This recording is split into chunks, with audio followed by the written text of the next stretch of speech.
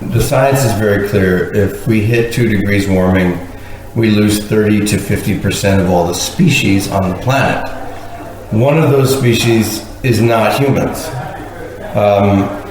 Those are, the platypus, the tree frogs, a lot of amphibians. I think it's something like a third of all mammals are endangered right now.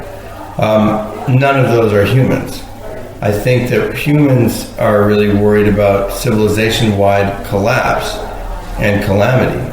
So on the one hand, we are the meteor, we are the asteroid, we are what's creating a mass extinction event on the planet Earth. We can slow that down. We can take measures. What worries me most is that we will devolve into total chaos in our civilization and war and violence. We simply have to work on our values. Climate change will be a test of all moral value systems.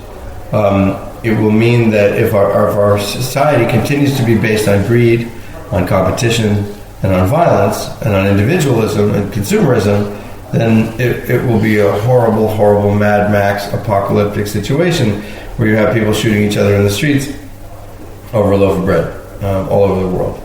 As sea levels rise and food becomes more scarce.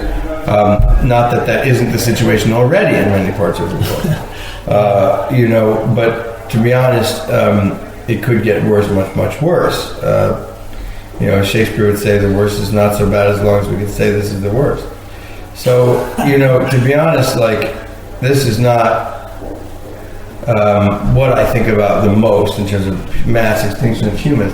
I think a lot about mass extinction of other species, which is really, really horribly sad and very upsetting and paralyzing. And I also think about making sure that as the changes do come, we preserve a shred of our dignity and of our humanity through building stronger communities with a sense of generosity, a sense of common good, a sense of common core, a sense of how do we work together rather than how do we fight and create competition.